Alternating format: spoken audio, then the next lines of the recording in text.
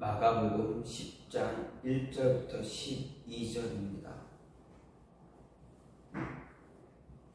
예수께서 거기서 떠나 유대 지경과 요단강 건너편으로 가시니 무리가 다시 모여들거늘 예수께서 다시 전례대로 가르치시더니 바리새인들이 예수께 나와 그를 시험하여 묻되 사람이 아내를 버리는 것이 옳으니이까? 대답하여 이르시되 모세가 어떻게 너희에게 명하였느냐? 이르되 모세는 이혼 증서를 써 주어 버리기를 허락하였나이다.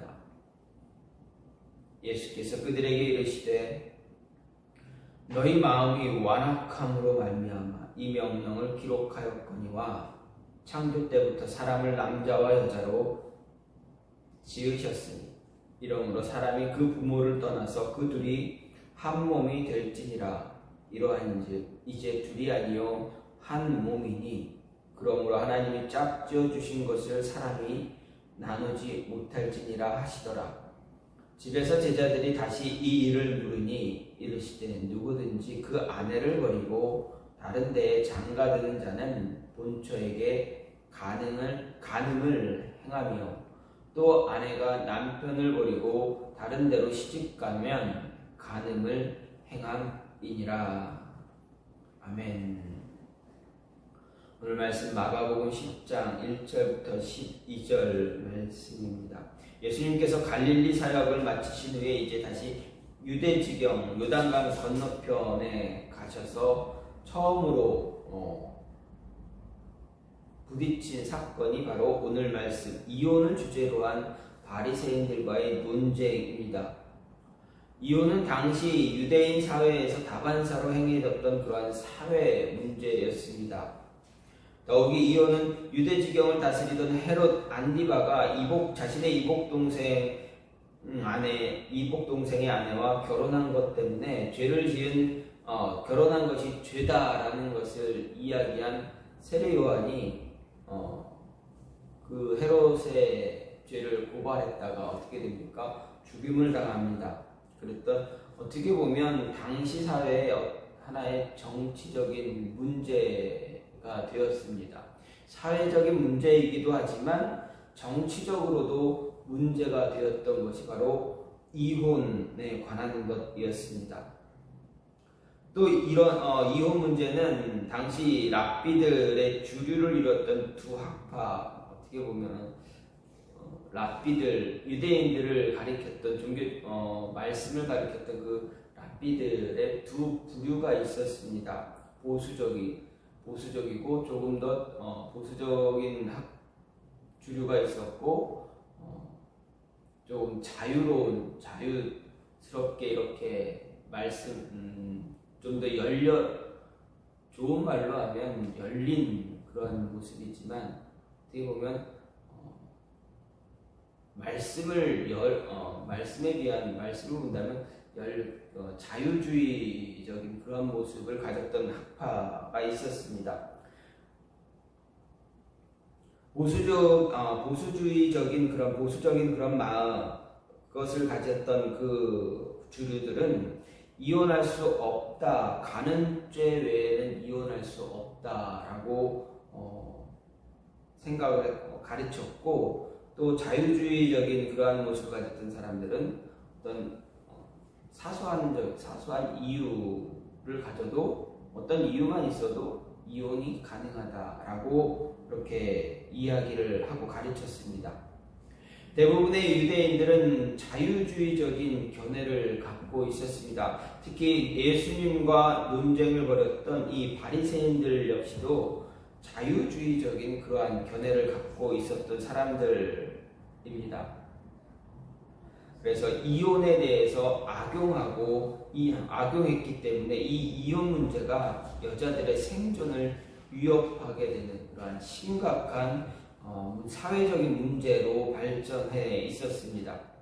당시 정치적으로 사회적으로 상당히 민감한 문제였던 이 이혼이 합리화되어서 성행할 수 있었던 이유, 그것은 유대인들이 절대적으로 믿고 따랐던 율법, 바로 모세의 율법 때문입니다. 바리새인들은 당시 정치적 사회적으로 민감한 이런 문제였던 이혼의 정당성 여부에 대해서 예수님께 시비를 걸면서 헤롯 안리바에 대한 도전, 그리고 모세의 율법에 대한 도전, 두 가지의 함정을 동시에 예수님을 그 함정에 빠뜨리려고 했습니다. 정치적인 문제로 해서 문제로 삼던가, 아니면 모세의 율법을 거부한다는 그 모습으로 함정에 빠뜨리던가, 둘 중에 하나로 예수님을 올가매를 쓸 수 있을 것이다 라고 생각해서 이 문제를 가지고 예수님께 나온 것입니다. 하지만 어떻습니까? 예수님은 그들의 이러한 마음, 그들의 의도를 잘 알고 계셨기 때문에 그들이 이혼의 정당성의 근거로 주장하는 모세율법을 초월하는 하나님의 말씀, 하나님이 세상을 창조한 그 질서대로 말씀하시면서 대변하시면서 그들의 잘못된 생각들을 이제 넘기시는, 무마시키는 그런 모습을 보여주고 계십니다. 하나님은 세상을 창조하실 때 남자인 아담을 창조하시고 돕는 배필로 하와를 창조하셨습니다.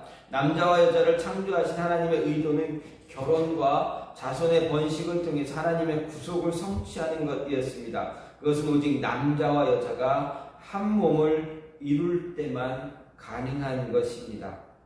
이렇게 하나님께서 세상을 창조하실 때 그 창조 질서에서 결혼이 갖는 의미가 무엇이 있는가 간단하게 보게 되면, 남자와 여자가 한 몸을 이루는 것이 신성한 것이고 영원한 것이다 라는 사실입니다. 그리고 그렇기 때문에 사람이 자신의 법대로, 자신의 마음대로 이 모습을 나눌 수 있는 것이 아니다, 이혼할 수 있는 것이 아니다, 결혼한 그 가정을 나눌 수 있는 것이 아니다라는 것입니다. 또 한 가지는 남자와 여자의 동등성입니다. 당시 유대인 남자들은 자신들의 이기적인 성적 충동 때문에 그것을 채우기 위해서 동등한 인격체인 여자를 내어버렸습니다. 이스라엘의 이런 완악함 때문에 허락된 모세의 이혼 준서를 가지고 자신들의 이혼을 합리화하는, 합법으로 주장하는 그런 모습을 그러한 근거로 남용했던 것입니다. 비록 모세가 제시한 이혼 준서가 당시 생존권에 위협을 당할 수 있는 이혼당한 여인들의 생활을 합법적으로 보장해주는 방편은 되었을지라도 그것이 하나님의 뜻이 아니었다라는 것입니다. 하나님은 여자를 지을 때 남자를 돕는 배필로 지으셨을지라도 남자와 동일하게 하나님의 형상을 따라 지으셨습니다. 그렇기에 동등한 인격체임을 분명히 드러내셨습니다. 더욱이 예수님께서 오늘 말씀에서 창세기에 언급된 남자가 부모를 떠나 그 아내와 연합하여 둘이 한 몸을 이룰지로다 라는 말씀을 사람이 그 부모를 떠나서 그 둘이 한 몸이 될지니라로 바꾸어 설명하시면서 남자와 여자가 동등한 존재다라는 것을 암시적으로 강조하고 계셨습니다. 마지막으로는 한 남자와 한 여자의 결합을 이야기합니다. 결혼은 한 남자와 한 여자가 결합하는 것입니다. 결혼에 대한 하나님의 이런 창조 규례는 두 남자와 두 여자의 결합도, 동일한 성도, 즉 동성끼리의 결합도 아닌 것입니다. 오직 한 남자와 한 여자의 결합입니다. 이것은 사람의 법으로 이혼하는 것이 불가능하다라는 것을 이야기함과 동시에 한 남자가 두 여자와 결합하는 것이나 한 여자가 두 남자와 결합하는 것을, 그런 모습을, 이런 부정한 관계의 모습을 금지하고 있다라는 것을 알려줍니다. 이렇게 하나님의 창조 규례를 완전히 이해하셨던 예수님은 자신의 가르침에 의아해하는 제자들에게 남편이 아내를 버리고 다른 여자와 결혼하거나 아내가 남편 버리고 다른 남자와 결혼하는 것, 그것 자체가 간음이다라고 이야기하고 있습니다. 특히 이전에 새롭게 결혼했을 때 이전의 남편이나 여인에게 이미 간음했다라고 말씀하셨습니다. 당시 하나님의 창조규를 생각하지 않고 모세의 율법을 자신들의 기준대로 해석했던 바리새인들은 그들의 기준에 따르면 합법적으로 이혼 증서를 주었을 경우 남편이 다른 여자와 결혼하든 아내가 다른 남자와 결혼하든 아무 문제가 발생하지 않았습니다. 하지만 하나님의 질서, 창조 질서와 목적에 비춰보면 이 모든 것들이 다 간음입니다. 하나님 앞에 죄를 짓는 것입니다. 왜 그렇습니까?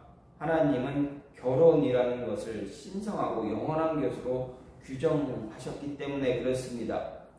결혼과 그로 인한 자손의 번성은 하나님의 목적, 하나님이 세상을 창조하신 그 목적을 이루는 그러한 수단입니다.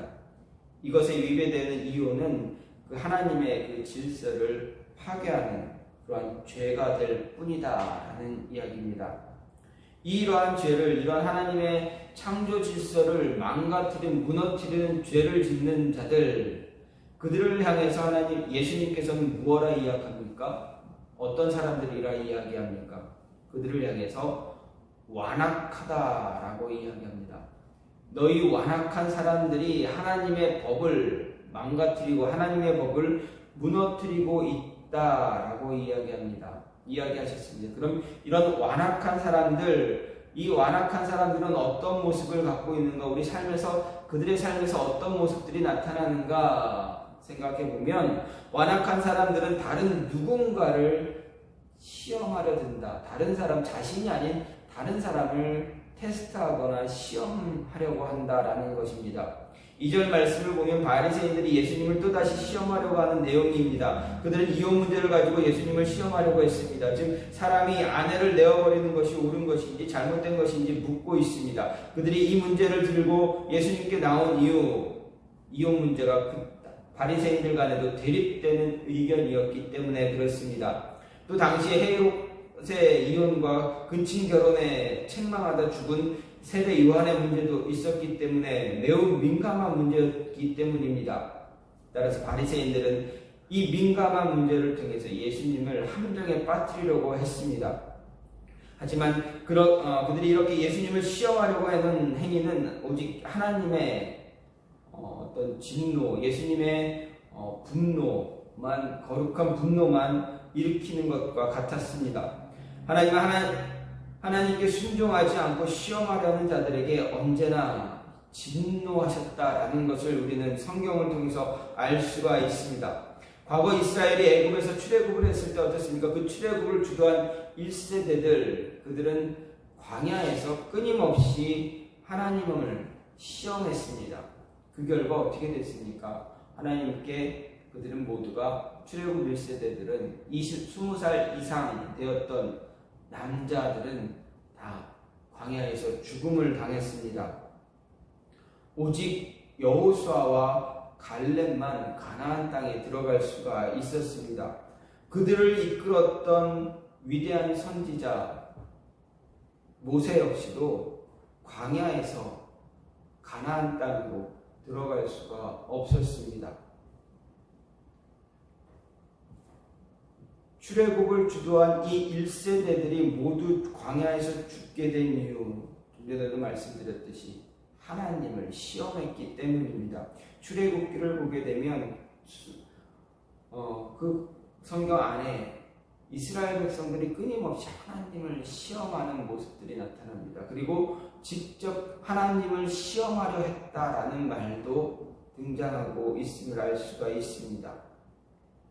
그렇기 때문에 하나님의 진노를 받아 그들은 형벌을 받아서 육신의 죽음으로 그것을 대신해야만 했습니다. 따라서 우리는 시험할 대상을 잘 찾아야 합니다. 야고보는 자신의 서신을 통해서 하나님은 악에게 시험을 받지도 않는 분이다 선언하고 있습니다. 반대로 성경은 오히려 우리 자신을 시험해 볼 것을 권장하고 있습니다. 사도 바울은 우리가 믿음에 있는지 우리 자신을 시험하고 우리 자신을 확증하라까지도 이야기하고 있습니다. 그렇습니다. 우리는 누구를 시험의 대상으로 삼아야 하는가 잘 이해해야 합니다. 우리가 시험해야 할 대상은 우리의 하나님이 아니라 우리 자신, 우리 스스로라는 것을 잊지 말아야 합니다. 나 자신을 시험해야지 하나님을 시험하거나 또 하나님의 사람들, 함께하는 그들을 시험하려고 하는, 다른 사람을 시험하려고 하는 그 모습을 결코 갖지 말아야 합니다. 하나님을 시험하려는 어리석음을 갖는 것이 아니라 내 자신이 하나님 앞에 바로 서 있는지, 내 믿음이 바르게 세워지고 있는지 시험해 보아야 합니다. 그런데 완악한 사람들, 그들은 어떻습니까?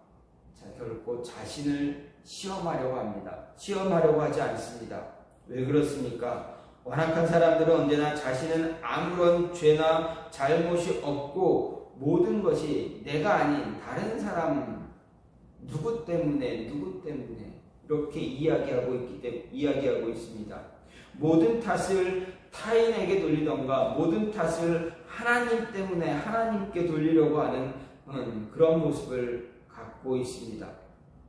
그래서 완악하다라는 이 말의 뜻이 고집이 세고 완강하고 다루기 어렵고 혹은 말을 안 듣는 잔혹한 마음이라는 그런 뜻이 들어가 있습니다. 이것은 하나님의 말씀을 늘 왜곡하고 자기들의 욕망대로 살려고 하는 인간의 부패한 본성이 들어가 있다라는 것을 이야기해주고 있습니다. 하나님이 이스라엘 백성이 이처럼 완악하고 잔혹한 마음 품고 아무런 대책도 마련해주지 않으며 아내를 쫓아낼 수도 있기 때문에 여성을 보호하기 위해서 그 보호책으로 너희가 끝까지 이혼을 하려고 한다면, 그러길 원한다면 최소한의 이혼 증서만은 써 주어서 여자를 자유롭게 놔주어라 라고 하는 것입니다. 그런데 바리새인들은, 유대인들은 어떻습니까? 하나님의 이런 긍휼의 마음을 자신들이 원하는 그러한 뜻대로 왜곡해서 자기들이 하고 싶은 대로 행동했던 것입니다. 이렇게 마음이 거칠고 딱딱하고 냉담하고 잔인한 사람들, 절대 자신의 들보는 돌아보지 않습니다. 자신의 눈에 있는 들보는 들여다보지 않고 오직 다른 사람의 눈에 있는 티만 바라보며 내가 그 티 빼줄게 라고 하는 그런 말만, 그런 모습만, 그런 삶을 살아간다라는 것입니다. 절대 자신을 테스트하려고 하지 않습니다. 그들의 활은 언제나 다른 사람을 향해서 타인을 향해 겨누고 있고, 그들의 화살은 자신이 아닌 다른 사람들, 타인들을 향해서 날릴 뿐이다라는 것입니다.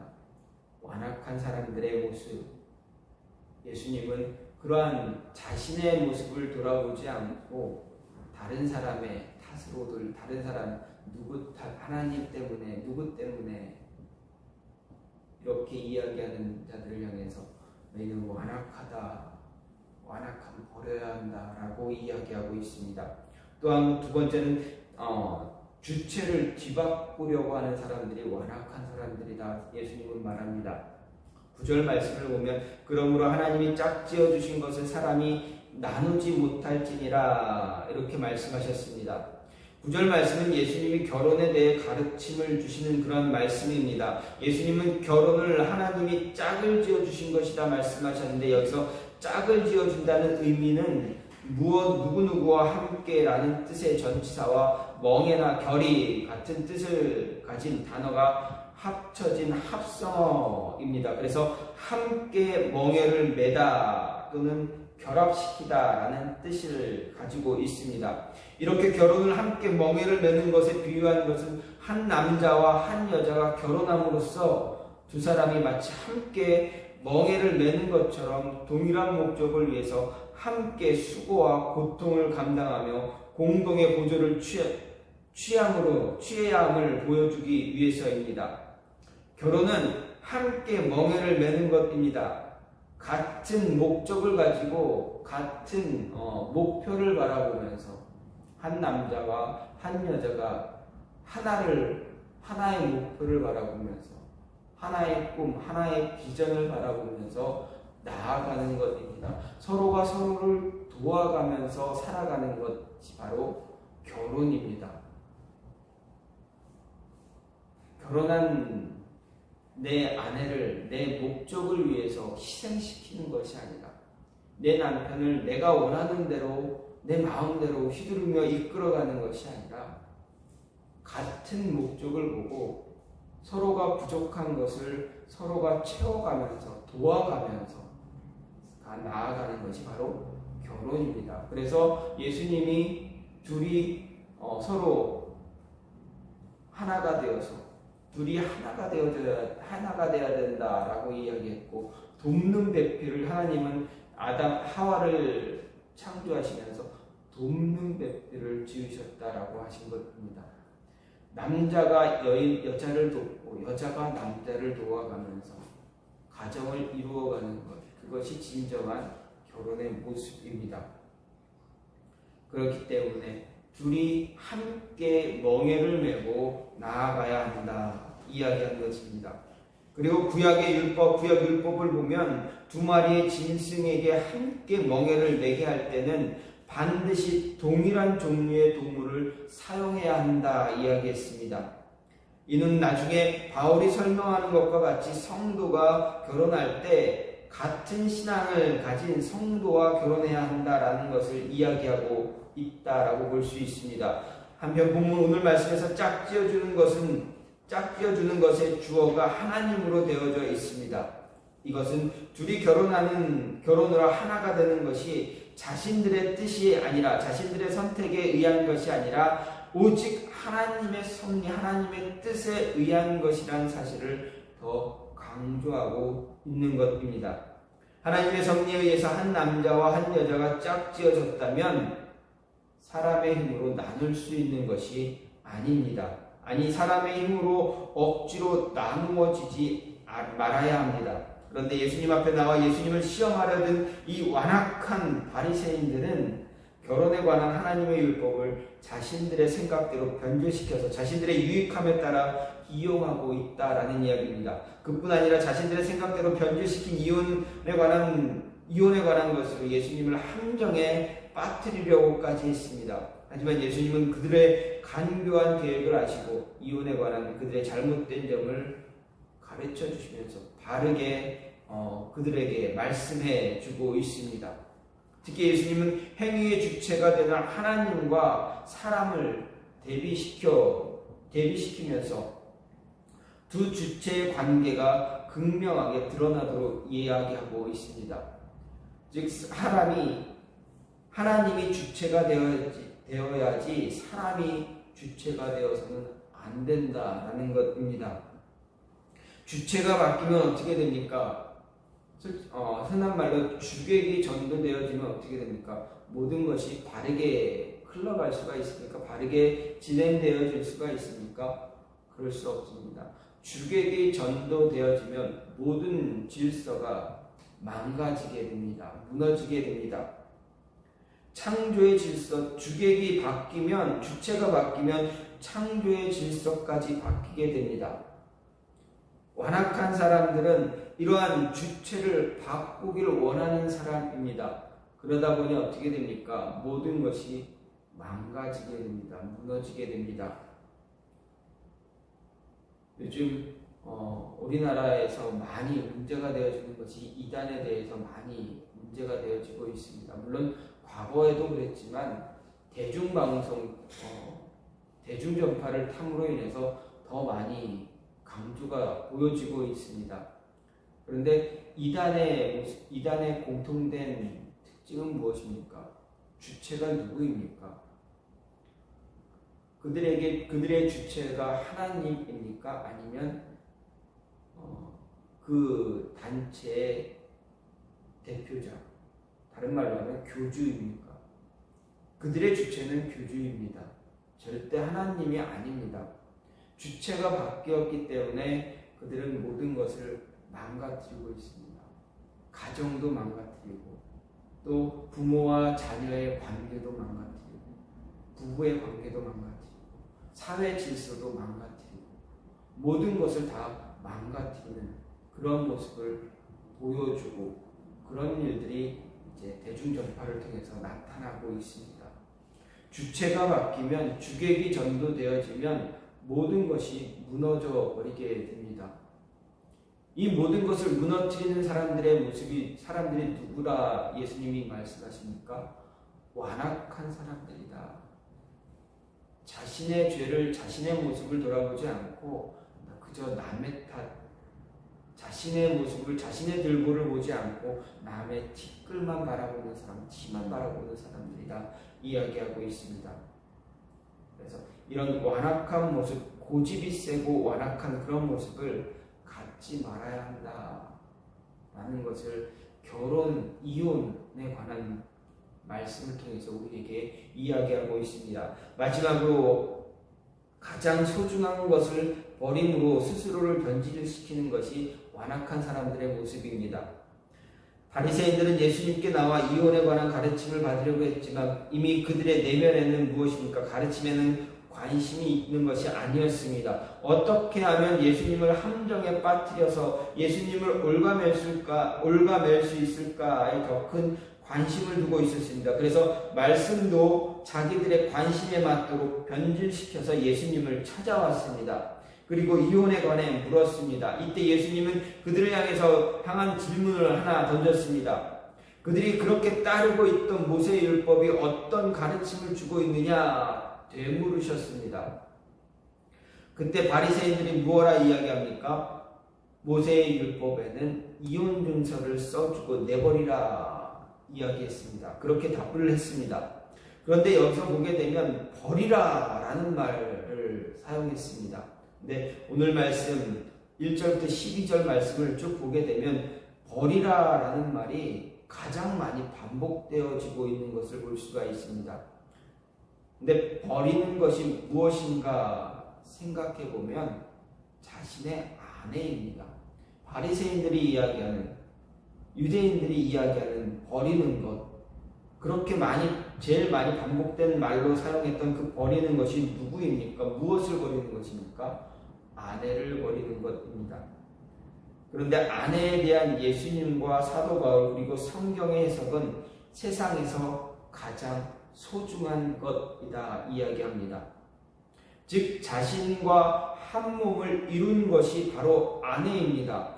자신의 몸을 버리는 것과 마찬가지입니다. 그러니 절대 버릴 수 없는 것이고 버려서도 안 되는 것이 아내입니다. 자신의 몸입니다. 그럼에도 바리새인들은 어떻게 합니까? 유대인들은 어떻게 했습니까? 너무도 쉽게 아내를 버렸습니다. 자신의 몸을 버렸습니다. 여기서 또 한 가지 생각할 것은 사람에게 가장 소중한 것이 무엇인가입니다. 저와 여러분에게 가장 소중한 것 무엇입니까? 바로 말씀입니다. 말씀을 버리면 모든 것이 무너지게 됩니다. 관계도 무너지고 질서도 무너지게 됩니다. 이 모든 것이 무너지게 됨으로 인해서 말씀을 자신이 원하는 대로 해석하기 시작합니다. 말씀을 버리면 말씀을 자기 뜻대로 자기가 원하는 대로 해석합니다. 변질시킵니다. 진리의 기준이 무너졌기 때문에 자신의 생각이 진리가 되어버리고 그 기준에 맞춰 말씀을 해석하고 변질시키기 시작합니다. 바리새인들은 진리의 기준인 말씀을 가장 잘 안다고 이야기하면서 그 말씀의 기준을 버렸습니다. 그리고 임의로 해석하고 변질시켰습니다. 그들이 어떻게 말씀을 변질시켰는지에 대해 예수님은 정확하게 가르침을 주고 있습니다. 모세의 법은 겉으로만 보면 이혼의 정당성을 제시하는 것처럼 보이지만 바리새인들이 말하는 모세의 율법은 이혼의 정당성을 말하는 것이 아니었습니다. 하나님이 모세를 통해서 이 규정을 주신 이유는 이혼을 억제할 뿐 아니라 상대적인 약자인 여자를 보호하기 위한 것이었습니다. 그럼에도 바리새인들은 어떻습니까? 하나님의 뜻을 외면하고 자신들의 입에 맞게 모세의 율법을 임의적으로 해석함으로 인해서 가장 중요한 진리의 핵심, 말씀을 변질시킨 것입니다. 그리고 수많은 잘못된 교리들을 만들어서 사람들로 하여금 그 교리를 지키도록 강요했던 것입니다. 이렇게 가장 소중한 것을 버리게 되면 어떻게 됩니까? 모든 것이 무너지게 됩니다.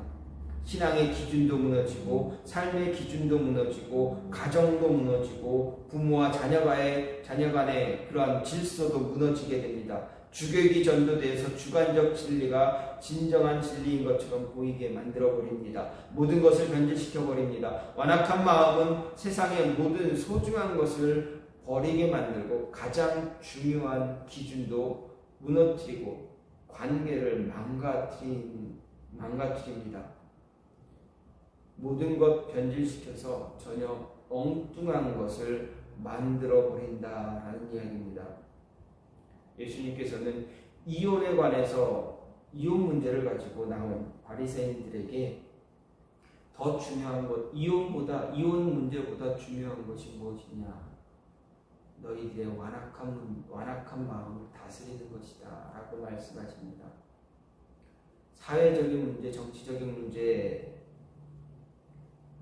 그리고 우리 삶에서 가장 중요한 문제이기도 하지만 정작 그보다 더 중요한 것이 무엇이냐? 너희들의 잘못된 죄가 많은 너희들의 마음이 더 문제다라고 말씀하고 계십니다.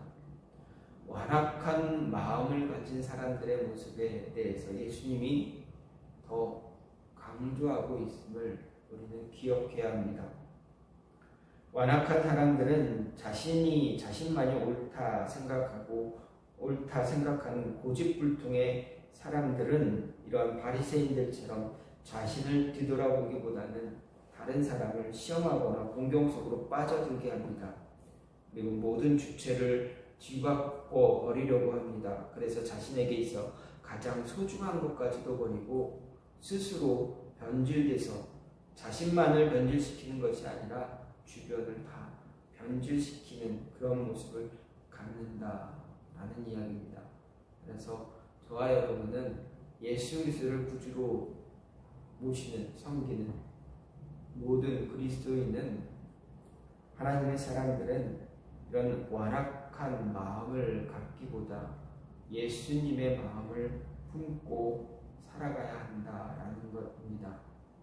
여러분의 마음속에 예수 그리스도의 마음이 가득 차서 한 주간 생활하실 때 주변에 사랑만이 가득한 그런 풍성한 삶이 되어지기를 간절히 소망합니다.